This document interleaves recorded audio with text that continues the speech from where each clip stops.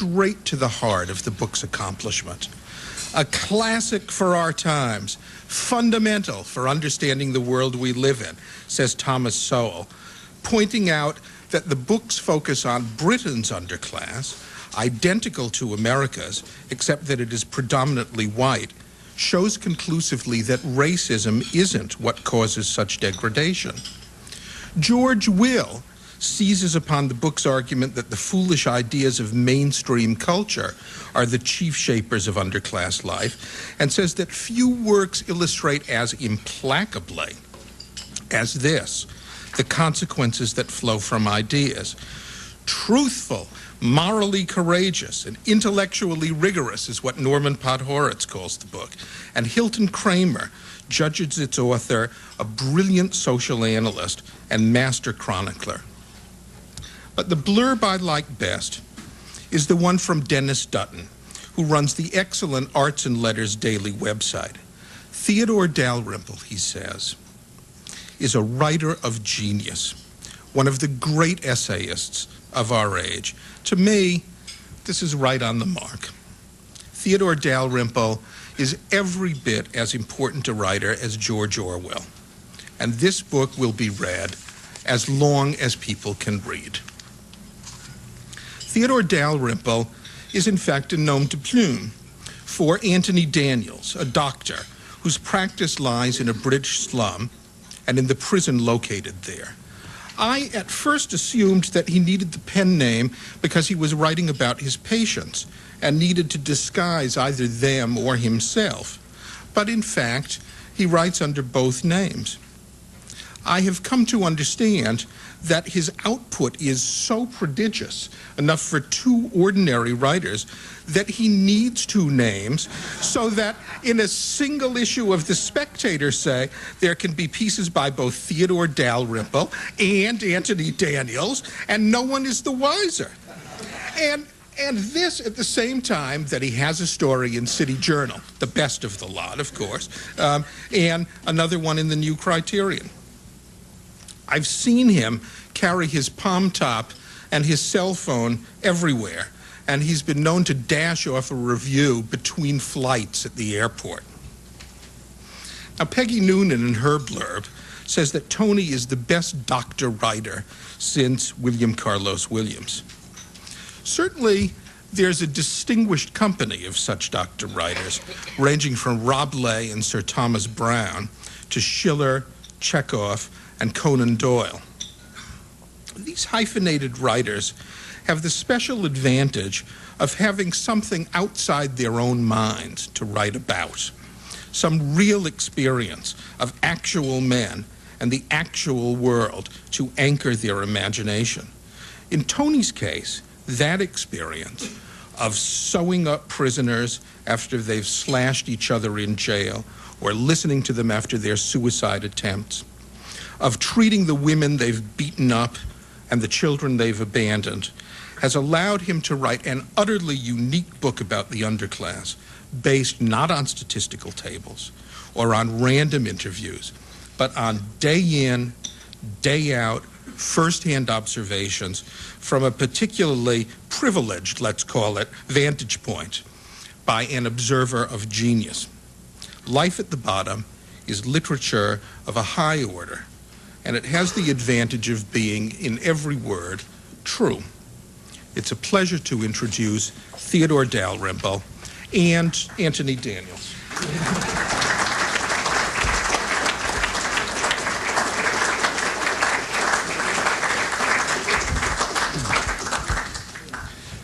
Well, ladies and gentlemen, I feel really I shouldn't start after that. We should conclude right there. First, however, I'd like to thank the Manhattan Institute, and particularly Mr. Mohn, for having invited me here today. And of course, I'd particularly like to thank Myron. My debt of gratitude is very deep to him. It was he who first asked me to write for the City Journal, and he's encouraged me for quite a number of years now, and he's kept me on the straight and narrow path. I'm not sure where it leads, but And finally, it was his idea, actually, to put the essays that I wrote into a book. And therefore, a lot of the virtue of the book, if it has any, is his and not mine. Well, ladies and gentlemen, I began the introduction to Life at the Bottom with the words which are adapted, of course, from Marxist Communist Manifesto, to the effect that a spectre is haunting Western society. That is the spectre of the underclass. And I need hardly tell you that since I wrote those words, other spectres have come to haunt Western society. But unfortunately, one spectre doesn't necessarily drive out another, and we can all be haunted by more than one at any time. It seemed to me that I could hardly come to New York and not mention the events of September the 11th. And it occurred to me to ask whether there was any connection between the fundamental underlying idea with regard to the underclass that I've written about in my book, namely that the social pathology it exhibits is in large part a consequence of bad ideas propagated by the liberal intelligentsia and those events. And obviously there's no direct link. Osama bin Laden is not a member of any underclass, but on the contrary, the scion of privilege, as indeed are most terrorist and guerrilla leaders. But if the events of September the 11th could be said to owe anything to a lack of intelligence and information, to a willful blindness of what was going on in the midst of our society, then I think there is a plausible connection, and that this connection is actually the insincerity of what passes for intellectual life in our countries, in Britain as much as, or perhaps even more than, in America, of a tendency for wishful thinking to replace thought and to be considered virtue in itself. There are so many examples of that insincerity in our intellectual life that I'm almost spoiled for choice, and I've merely picked a couple from my own rather limited random access memory. The Times Literary Supplement is read by intellectuals, and in fact only by intellectuals, and not many of them, with elaborate tertiary educations. Now, recently I read a review in it of a biography of the analytic philosopher A.J. Ayer. And the author of the review listed Ayer's virtues and his vices in a kind of double-entry bookkeeping. And amongst his virtues, he counted his unconventionality. For the author, the fact that he was unconventional was in and of itself a virtue, irrespective of the matters to which his unconventionality attached, which were not enumerated. Now, surely it requires very little knowledge of mankind, of history or of the world, to know that unconventionality is not in itself a virtue. It can be a virtue, of course, if it is attached to the right object. The unconventionality of individuals can lead to moral or technical advance or to great artistic achievement. But to give a counterexample, possibly a rather tasteless one after lunch, actually, I hadn't thought of that.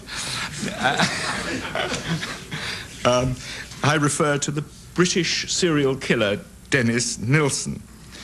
Now, he was deeply unconventional. He would entice young homosexuals adrift in the city, home to his flat, there strangle them, and sit and watch television with their corpses for a couple of days until putrefaction set in.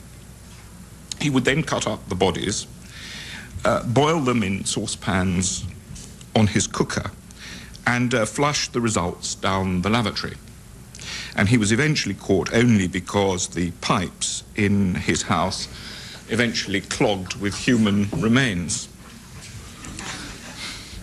Now, even nowadays, I don't think anyone would, in the double-entry bookkeeping of Dennis Nilsen's virtues and vices, enter the fact that he was unconventional among his virtues to set against his vices.